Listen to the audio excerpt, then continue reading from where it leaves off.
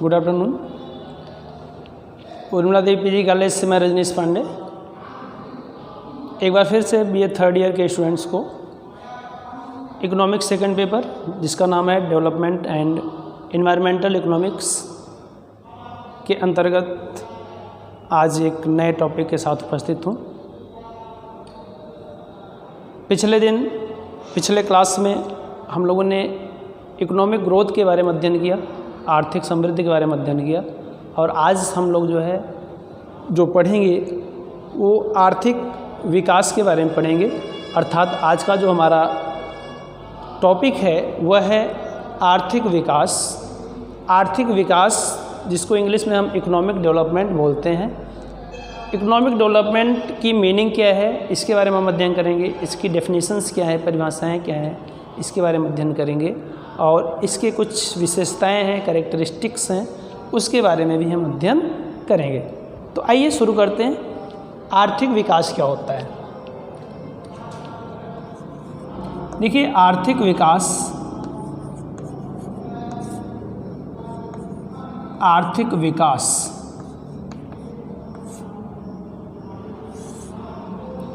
में जो विकास शब्द है, ये विकास शब्द का मतलब क्या हुआ? विकास शब्द जैसे किसी बालक का शारीरिक विकास हो रहा है कि नहीं हो रहा है, तो शारीरिक विकास हो रहा है कि नहीं हो रहा है, तो शारीरिक विकास का मतलब क्या हुआ? ये विकास में जो हम बात करें किसी बालक के बॉडी का जो है डेवलपमेंट हो रहा है कि नहीं हो रहा है, तो डेवलपमेंट का मतलब क्या हुआ यहाँ पे कि यदि बालक का ग्रोथ हो रहा है, मतलब उसका जो है हाइट बढ़ रहा है, उसका वेट बढ़ रहा है, इन सब में वृद्धि हो रहा है। इसके साथ साथ जो है यदि उसका संवेगात्मक,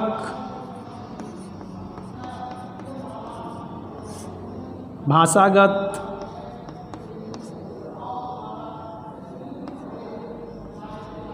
संज्ञानात्मक, नैतिक,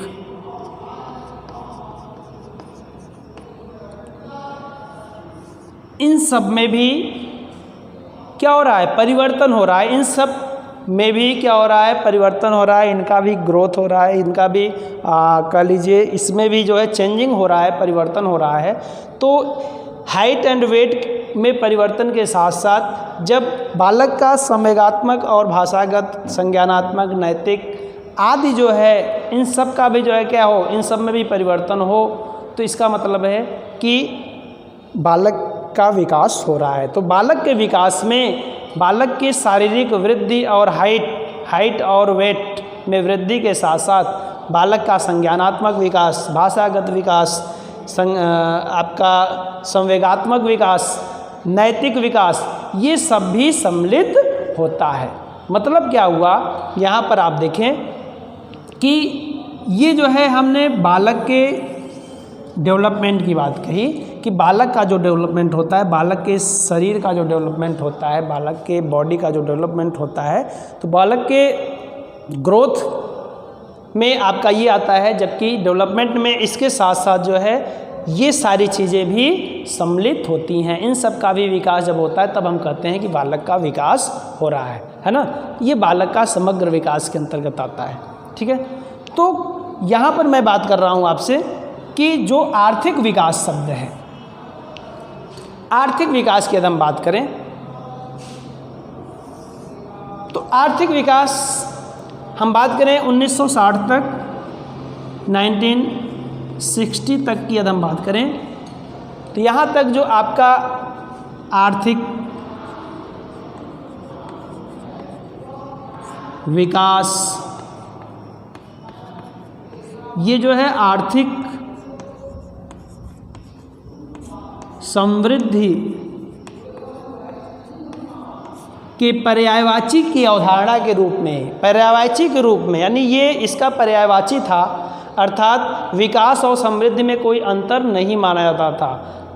विकास को समृद्धि का पर्यायवाची शब्द माना जाता था, यानी आर्थिक विकास, आर्थिक समृद्धि, आर्थिक प्रगति, ये सारे शब्द एक ही थे, ऐसा कॉन्सेप्ट जो है 1960 तक माना जाता था कि इसमें कोई अंतर नहीं है।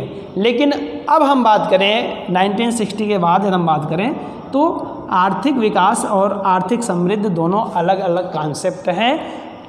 और आर्थिक विकास जो शब्द है आपका, ये आपका इकोनॉमिक डेवलपमेंट जो है ये एक ब्रॉड कॉन्सेप्ट है। ये क्या है? एक व्यापक अवधारणा है। आर्थिक विकास क्या है? यह एक व्यापक अवधारणा है। क्यों व्यापक अवधारणा है? क्योंकि इसमें जो है क्वांटिटेटिव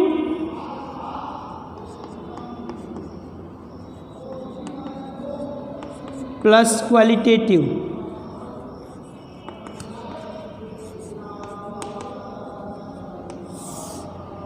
क्वांटिटेटिव एंड क्वालिटेटिव दोनों चेंजेस जो है इसमें सम्मिलित किए जाते हैं।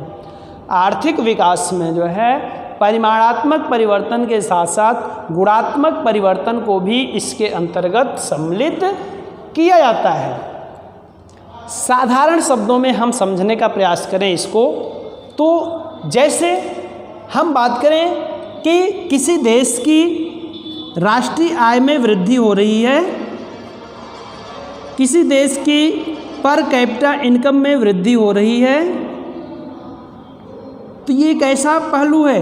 ये आपका क्वांटिटेटिव है, परिमाणात्मक है।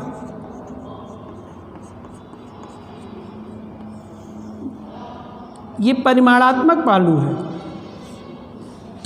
इन सब में वृद्धि के साथ साथ गुणात्मक पहलू है। गुणात्मक पहलू में जैसे आपका सामाजिक परिवर्तन, आर्थिक परिवर्तन, सांस्कृतिक परिवर्तन, संरचनात्मक परिवर्तन, ये सारे परिवर्तन जो है सम्मिलित होते हैं। जैसे आप कह लीजिए, जैसे साक्षरता हो गया,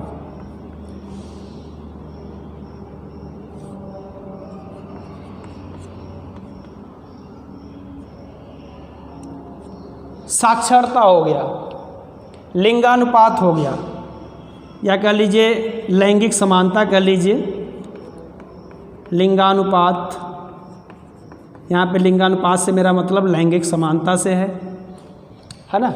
ये जो मानवीय गुण, साक्षरता स्तर में वृद्धि होना, निरक्षरता को ख़त्म करना, साक्षरता का स्तर में वृद्धि करना, व्यक्ति साक्षर हो, इन सब में वृद्धि के साथ साथ व्यक्ति का भी क्या हो? वो साक्षर हो। व्यक्ति में जो लैंगिक असमानता है उसको दूर किया जाए, लैंगिक समानता लाया जाए, बालक बालिका में जो भेद किया जाता है वो न हो, हमारा लिंगानुपात में वृद्धि हो। इसके अलावा जो हमारा स्वास्थ्य है, हमारा जो स्वास्थ्य है इसमें वृद्धि हो। हमारी जो जीवन प्रत्याशा है,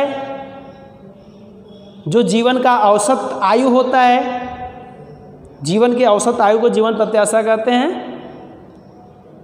तो जीने की जो मैक्सिमम आशा होती है, अधिकतम आशा, या कह लीजिए जीवन का जो औसत आयु होता है, जीवन प्रत्याशा, उसमें वृद्धि हो। ये सब क्या है? ये एक मानवीय गुण का आप विकास कर रहे हैं। मानवीय गुण का विकास, मानव के गुण का विकास कर रहे हैं। यदि व्यक्ति पढ़ लिख रहा है, साक्षर हो रहा है, तो इसका मतलब क्या है? उसके गुण में, उसके क्वालिटी में आप जो है परिवर्तन कर रहे हैं।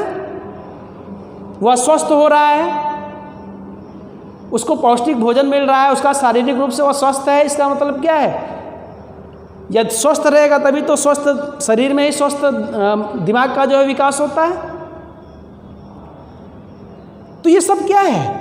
ये सब जो है ये आप मनुष्य के गुणों में परिवर्तन कर रहे हैं। तो यही क्या होता है? इसी को हम, ये जो परिवर्तन आप कर रहे हैं सामाजिक रूप से या सांस्कृतिक रूप से जो भी परिवर्तन कर रहे हैं आप, ये सारे परिवर्तन जो है ये गुणात्मक पहलू होते हैं।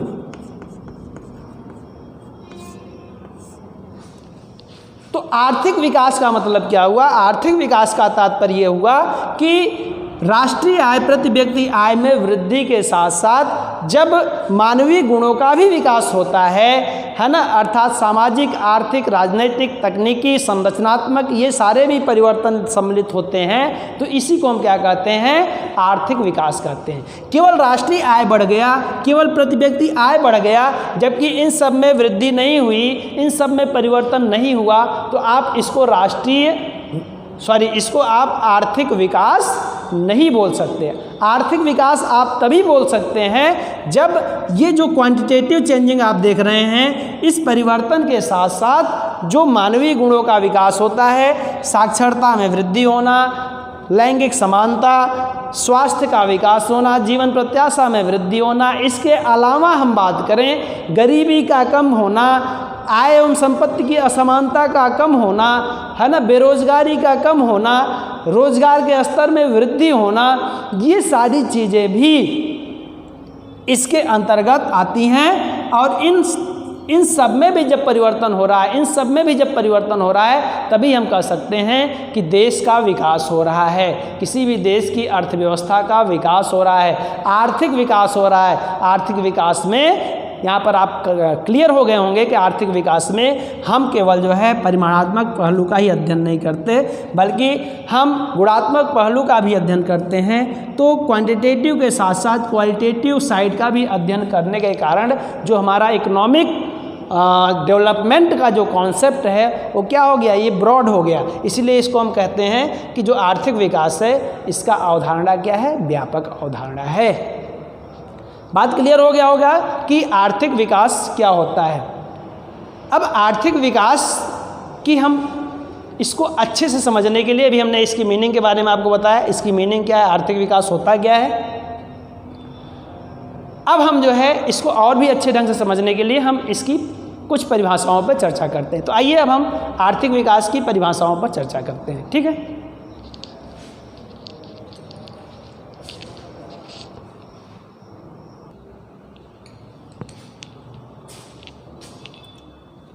आइए हम बात करते हैं आर्थिक विकास की परिभाषाओं की। तो आर्थिक विकास की परिभाषा की अगर हम बात करें तो आज इसको जो है इसकी परिभाषा को देना थोड़ा कठिन कार्य है, क्योंकि इसका जो मेजरमेंट है, इसका जो माप है, ये अलग अलग तरीके से अलग अलग मापदंड के आधार पर अर्थशास्त्रियों ने बताया, इसलिए एक निश्चित परिभाषा का होना कठिन है। सुविधा की दृष्टि से अगर हम देखें तो इन परिभाषाओं को, जो भी परिभाषाएं दी गई हैं, इनको हम दो वर्गों में विभाजित कर सकते हैं, दो वर्गों में हम इसको बांट सकते हैं। एक आपका हो जाता है परंपरागत दृष्टिकोण, परंपरागत दृष्टिकोण, और एक हो जाता है आपका आधुनिक दृष्टिकोण, आधुनिक दृष्टिकोण।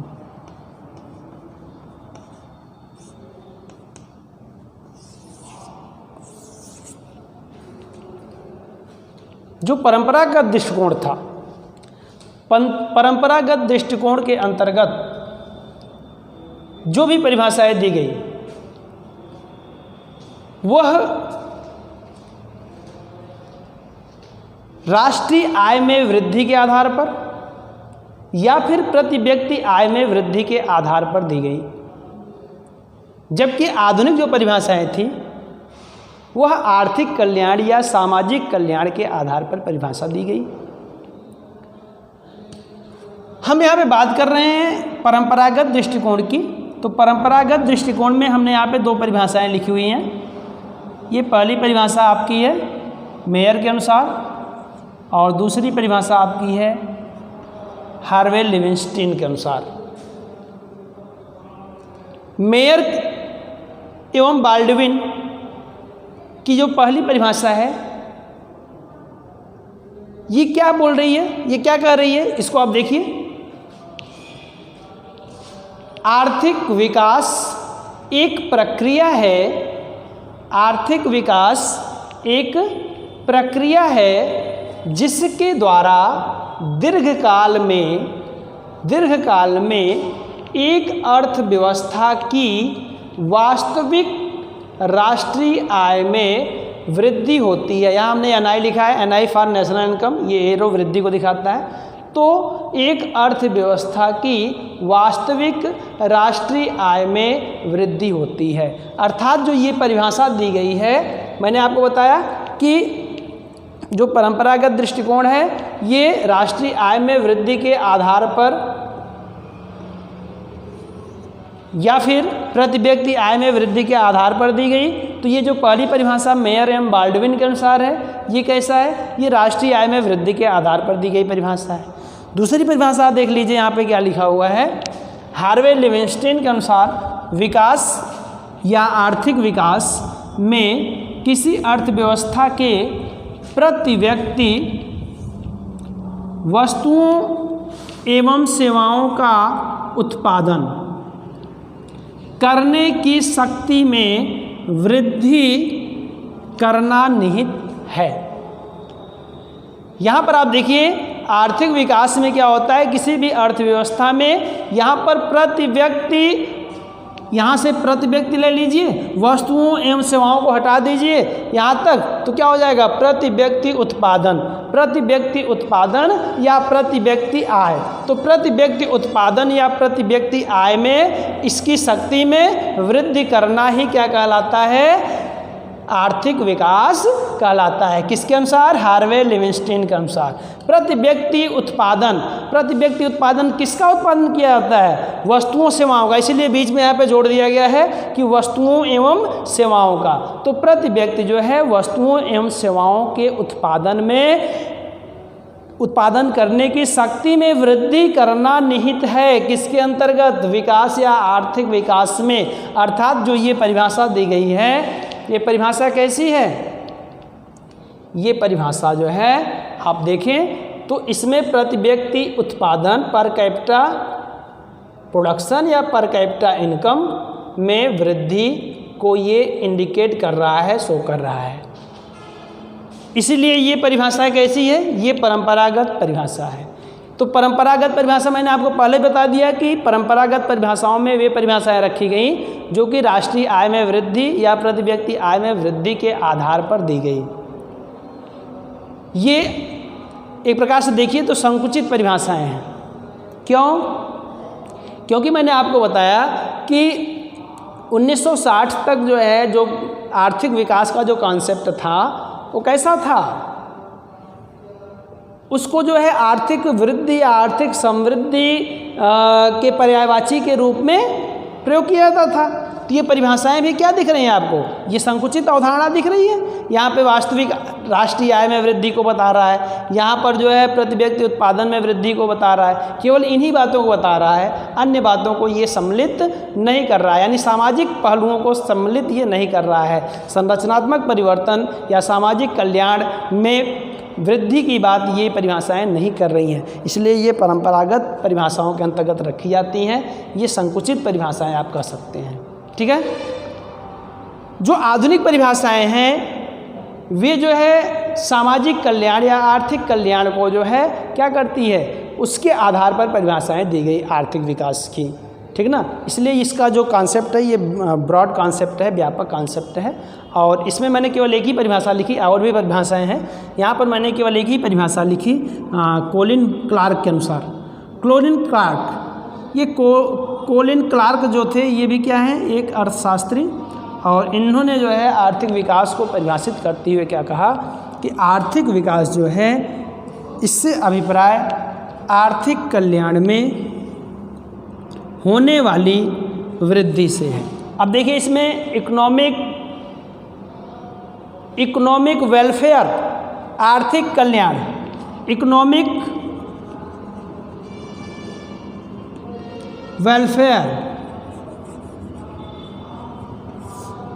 वेलफेयर की बात करते हैं। आर्थिक विकास का मतलब क्या हुआ, किसी भी देश का आर्थिक विकास का मतलब ये हुआ कि वहाँ का जो आर्थिक कल्याण है, उस देश में आर्थिक कल्याण में वृद्धि होनी चाहिए। यदि आर्थिक कल्याण में वृद्धि हो रही है तो इसका मतलब है कि उस देश का आर्थिक विकास हो रहा है। अब आर्थिक कल्याण या सामाजिक कल्याण का मतलब क्या हुआ कि इसका मतलब ये हुआ कि जो ये बातें कर रहे थे कि नेशनल इनकम में वृद्धि, पर कैपिटा इनकम में वृद्धि, तो नेशनल इनकम में वृद्धि और पर कैपिटा इनकम में वृद्धि हो जाना ही ये आर्थिक विकास नहीं है, क्योंकि यहाँ पे सामाजिक न्याय नहीं हो पाएगा।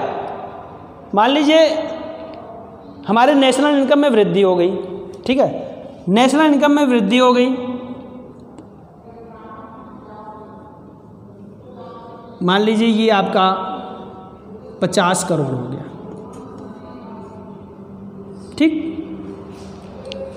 अब पर कैपिटा इनकम कैसे निकालते हैं? हम पॉपुलेशन से डिवाइड करके जो है नेशनल इनकम में पॉपुलेशन से डिवाइड करके पर कैपिटा इनकम निकालते हैं। हाँ, पर कैपिटा इनकम मान लीजिए कितना हो गया आपका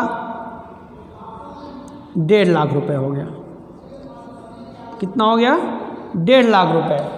अब पर कैपिटा इनकम 1.5 लाख रुपए हो गया और नेशनल इनकम 50 करोड़ हो गया। अब इसको देखकर जो है हमको लग रहा है कि पिछले से तुलना किया जाए, पिछले साल जो है मान लीजिए राष्ट्रीय आय जो है आपका 40 करोड़ था, इस बार कितना हो गया? 50 करोड़ हो गया। पिछले बार जो है आपका पर कैपिटा इनकम 1,20,000 था, इस बार जो है 1,50,000 हो गया, है ना। तो इसका मतलब क्या हुआ कि पर कैपिटा इनकम में वृद्धि हुई, नेशनल इनकम में वृद्धि हुई, लेकिन इसका मतलब ये नहीं है कि आर्थिक कल्याण भी होगा, इकोनॉमिक वेलफेयर भी होगा, ऐसा ये संभव नहीं है। क्योंकि यदि हमारे जो आय है, आय का जो वितरण होता है, आय एवं संपत्ति का जो वितरण होता है ना, इसका वितरण कैसा है? धन की विषमता अधिक तो व्याप्त नहीं है, क्योंकि हमारे देश में जो धन है उसका अधिकांश भाग कुछ ही हाथों में सीमित है और उसका एक छोटा भाग वो अधिकांश हाथों में है। तो धन की विषमता के कारण हमारा पर कैपिटा इनकम तो ज़्यादा दिख रहा है, नेशनल इनकम तो ज़्यादा दिख रही है, लेकिन जीवन स्तर जो है सब जितने भी लोग हैं सबके जीवन स्तर में वृद्धि नहीं हो पा रही है। लिविंग लाइफ जो है स्टैंडर्ड जो उनका है, जो आर्थिक कल्याण है, इकोनॉमिक वेलफेयर है, उसमें वृद्धि नहीं हो पा रही है। आप व्यवहारिक अपने जो है घरेलू में ले लीजिए, किसी परिवार की इनकम मान लीजिए, किसी परिवार की इनकम कुल मान लीजिए पिताजी 50,000 रुपये, पिताजी की इनकम 50,000 है, उनके एक बेटे की इनकम 20,000 है, 10,000 कहीं और से मिल जा रहा है, ठीक ना, दुकान से या कहीं और से, किराए से, रेंट, है ना। तो पूरे परिवार की जो इनकम हो गई वो कितनी हो गई? 80,000 रुपये। ये पूरे फैमिली की इनकम है। जैसे फैमिली की इनकम होती है वैसे ही देश की भी इनकम होती है। तो फैमिली की इनकम 80,000 रुपये हो गई। अब फैमिली में कुल मान लीजिए कितने मेंबर हैं? 8 मेंबर हैं। कितने मेंबर हैं? 8 मेंबर हैं। 8 लोग हैं। तो 8 लोग हैं तो प्रति व्यक्ति, परिवार के प्रति सदस्य आय क्या हो जाएगी? तो प्रति सदस्य आय जो है पर मेंबर इनकम कितना हो जाएगा? आप 8 से क्या कर देंगे? भाग दे देंगे। कितना आएगा? 10,000 आ जाएगा। तो 10,000 ये क्या दिखा रहा है? ये दिखा रहा है कि प्रति सदस्य जो है 10,000 रुपये इनकम कर रहा है, या पूरे परिवार की इनकम 80,000 रुपये है। लेकिन इसका मतलब ये नहीं हुआ, हो सकता है कि 8 के 8 सदस्यों को इस इनकम का सबको जो है शेयर मिल रहा हो, सबका जीवन स्तर सही हो, लेकिन ऐसा भी हो सकता है कि हो सकता है इन 3 लोग अच्छे से काम कर रहे हों, इनके पास इनकम है, इसका वितरण सही ढंग से इनके बीच में न कर रहे हों। इसका जो डिस्ट्रीब्यूशन, चूँकि 3 ही लोग हैं, 3 ही लोगों से मिल के बन रहा है, जबकि हैं 8 लोग। यदि ये लोग सही ढंग से इनमें जो अन्य 5 सदस्य हैं उनमें डिस्ट्रीब्यूशन नहीं करते हैं, वितरण नहीं करते हैं, तो वो 5 लोग क्या होंगे? गरीब ही रहेंगे ना। उनका जीवन स्तर क्या होगा? इन लोगों के अपेक्षा निम्न ही होगा। तो इस प्रकार केवल हम इतना ही कह दें कि हमारी जो नेशनल इनकम है इसमें वृद्धि हो गई, प्रति व्यक्ति आय में वृद्धि हो गई, केवल इससे कह दें कि हमारा जो है आर्थिक कल्याण में भी वृद्धि हो गई लोगों के, तो ये संभव नहीं है। तो इसमें वृद्धि के साथ साथ लोगों के जीवन स्तर में भी वृद्धि होना चाहिए। यदि उसमें भी वृद्धि हो रहा है, लोगों के जीवन स्तर में भी सुधार हो रहा है, बेरोजगारी की समस्या दूर हो रही है, गरीबी की समस्या दूर हो रही है ना। तो गरीबी बेरोजगारी की समस्याएं दूर होने से उनके जीवन स्तर में सुधार हो रहा है, उनमें साक्षरता बढ़ रहा है, जागरूकता बढ़ रहा है। तो इसका मतलब है कि उनका जो है ग्रोथ भी उनका जो है वेलफेयर भी हो रहा है। इसी को हम इकोनॉमिक वेलफेयर या सामाजिक सोशल वेलफेयर कहते हैं। तो इसी चीज़ को यहाँ पर कहा गया है कि केवल जो है ग्रोथ नहीं होना चाहिए बल्कि आपका इकोनॉमिक वेलफेयर भी होना चाहिए। यानी इन सब में परिवर्तन के साथ साथ आपका जो है इकोनॉमिक वेलफेयर में भी क्या होना चाहिए, वृद्धि होनी चाहिए। यदि इकोनॉमिक वेलफेयर में भी वृद्धि हो रहा है तो इसी को हम क्या कहेंगे, आर्थिक विकास कहेंगे। क्लियर? एक लाइन में इसको हम आपको समझा दें कि आर्थिक विकास क्या है। आर्थिक विकास का मतलब ये हो गया कि आर्थिक समृद्धि प्लस संरचनात्मक परिवर्तन। Economic growth equal to economic development equal to economic growth plus structural changes. यानी आर्थिक विकास जो है वो आर्थिक समृद्धि से व्यापक कॉन्सेप्ट है, क्योंकि इसमें आर्थिक समृद्धि ये देख रहे हैं ना, ये तो है ही, इसके साथ साथ जो है अन्य जो संरचनात्मक परिवर्तन, सामाजिक परिवर्तन, संस्थात्मक परिवर्तन, तकनीकी परिवर्तन, ये भी इसमें सम्मिलित होता है। इसी को हम क्या कहते हैं, आर्थिक विकास कहते हैं। क्लियर? आइए अब हम बात करते हैं आर्थिक विकास की। ये परिभाषाएं हमने लिखी हैं और इन परिभाषाओं से ही इसकी कुछ विशेषताएं स्पष्ट हो रही हैं। तो आइए हम आर्थिक विकास की विशेषताओं पर भी चर्चा कर लेते हैं। ठीक है?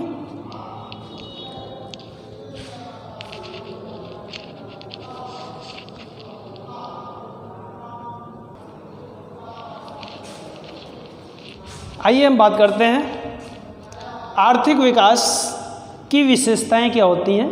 तो अभी हम लोगों ने आर्थिक विकास के अर्थ और परिभाषाओं के बारे में अध्ययन किया। उन परिभाषाओं से हमको जो है कुछ प्रमुख इसकी विशेषताएं स्पष्ट हमको दिखाई दे रही हैं। पहली विशेषता आप देखिए, यहाँ पर लिखा हुआ है कि जो आर्थिक समृद्धि है, इकोनॉमिक ग्रोथ, ये क्या है, एक प्रक्रिया है, एक प्रोसेस है ना।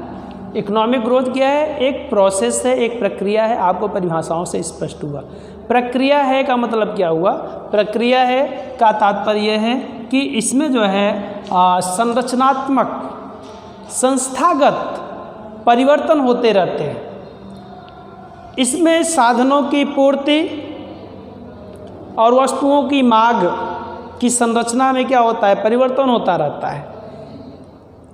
तो वस्तुओं की मांग और पूर्ति की यदि हम बात करें, साधनों की हम पूर्ति की बात करें, तो इसमें जो चेंजेस होता है, परिवर्तन होता है, ये सब किसके अंतर्गत होता है, ये प्रक्रिया, प्रोसेस के अंतर्गत ही होता है। इसलिए हम कह सकते हैं इकोनॉमिक ग्रोथ क्या है, इकोनॉमिक ग्रोथ एक प्रक्रिया है, एक प्रोसेस है।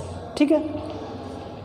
दूसरा है वास्तविक राष्ट्रीय आय, national income, real national income and per capita income में वृद्धि।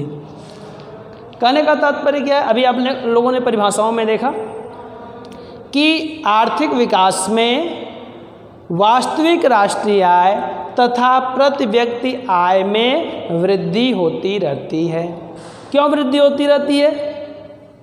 क्योंकि आपने इसकी जो है जो परंपरागत परिभाषाएं थी उसमें आपने देखा प्रति व्यक्ति आय में वृद्धि के आधार पर आर्थिक विकास की परिभाषा, और राष्ट्रीय आय में वृद्धि के आधार पर आर्थिक विकास की परिभाषा देखी। तो उस परिभाषाओं के आधार पर हम कह सकते हैं कि जो आर्थिक विकास होता है ये जो है इसके अंतर्गत वास्तविक राष्ट्रीय आय और प्रति व्यक्ति आय में वृद्धि होती रहती है। क्यों होती रहती है, एक बार मैं फिर से आपको बता दूं, क्योंकि जो इकोनॉमिक डेवलपमेंट होता है, आर्थिक विकास होता है, इसमें जो है मैंने आपको बताया कि क्वांटिटेटिव एंड क्वालिटेटिव दोनों चेंजेज होते हैं। तो ये क्वांटिटेटिव चेंजेस के अंतर्गत आता है। तो क्वांटिटेटिव परिमाणात्मक परिवर्तन भी होता है। तो चूँकि मैंने आपको और भी क्लियर किया कि इसमें जो है आपका आर्थिक समृद्धि भी सम्मिलित होता है, इसलिए आर्थिक समृद्धि कहिए चाहे परिमाणात्मक परिवर्तन कहिए, ये भी इसमें सम्मिलित होता है। इसलिए हम कह सकते हैं कि आर्थिक विकास के अंतर्गत वास्तविक राष्ट्रीय आय और प्रति व्यक्ति आय में वृद्धि होता रहता है। ठीक है? नेक्स्ट, अगला है दीर्घकालीन सतत वृद्धि। दीर्घकालीन सतत वृद्धि, इसका मतलब क्या हुआ कि चूंकि ये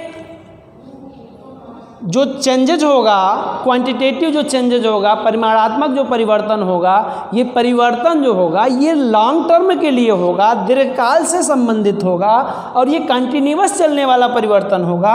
सतत, सतत मतलब निरंतर, लगातार, लगातार परिवर्तन होने वाली ये प्रक्रिया होती है आर्थिक विकास। यानी आर्थिक विकास में जो राष्ट्रीय आय और प्रति व्यक्ति आय में जो वृद्धि होगी वो अचानक वृद्धि नहीं होगी, शॉर्ट टर्म के लिए अचानक वृद्धि नहीं होगी, बल्कि ये लॉन्ग टर्म तक चलने वाली एक कंटिन्यूअस जो है वृद्धि को दिखाती है। कौन दिखाती है? आर्थिक विकास दिखाती है। क्योंकि मैंने बार बार आपको बताया कि इसमें जो है क्वांटिटेटिव चेंजेज होता है और इसके अंतर्गत आर्थिक विकास भी, आर्थिक विकास के अंतर्गत इकोनॉमिक ग्रोथ भी सम्मिलित होता है। इसलिए जो है हम कह सकते हैं कि ये जो प्रोसेस होता है इसका, ये दीर्घकाल के लिए होता है और कंटिन्यूअस इसमें वृद्धि होती है। अचानक प्रति व्यक्ति आय और राष्ट्रीय आय में वृद्धि नहीं होती, उसको इसमें सम्मिलित नहीं किया जाता।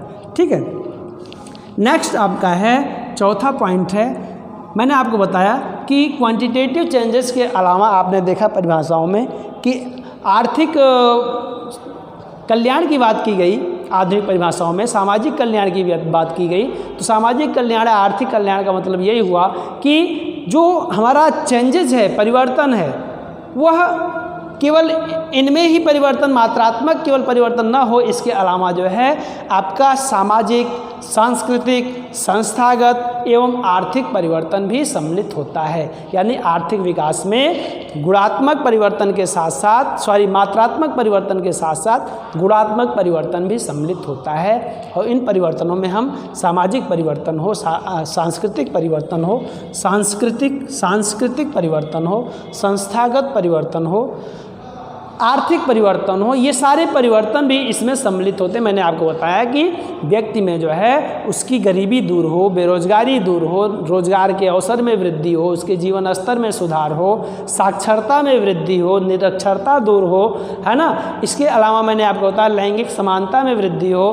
तो ये सारी चीज़ें, जीवन प्रत्याशा में वृद्धि हो, है ना, ये सभी, स्वास्थ्य, लोगों का स्वास्थ्य जो है अच्छा रहे, स्वास्थ्य में वृद्धि हो, ये सभी जो है इसके अंतर्गत आते हैं। और ये सारे जो है किस में सम्मिलित होते हैं? आर्थिक विकास में होते हैं। इसलिए आर्थिक विकास की विशेषता के रूप में हम इसको भी लिख सकते हैं कि ये सारे चेंजेस आर्थिक विकास के अंतर्गत होते हैं।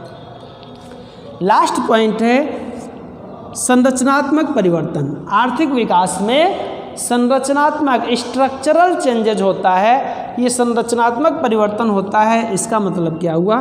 इसका मतलब ये है कि जो हमारा आर्थिक विकास है, ये आर्थिक समृद्धि के साथ साथ इसमें जो है हम आपको बताएं कि जितने भी सेक्टर आपके होते हैं, चाहे प्राइमरी सेक्टर हो, चाहे सेकेंडरी सेक्टर हो, चाहे टर्सरी सेक्टर हो, है ना, प्राथमिक क्षेत्र, द्वितीयक क्षेत्र, तृतीयक क्षेत्र, इन क्षेत्रों में जितने भी श्रम शक्ति कार्य कर रहे हैं उनकी संरचना में भी परिवर्तन होता रहता है। और इसमें जो है ये भी परिवर्तन होता रहता है कि इसका जो योगदान होता है इसमें भी परिवर्तन होता रहता है। शुरू में क्या होता है कि प्राइमरी सेक्टर का योगदान अधिक होता है, टर्सरी सेक्टर, सेकेंडरी सेक्टर का कम होता है।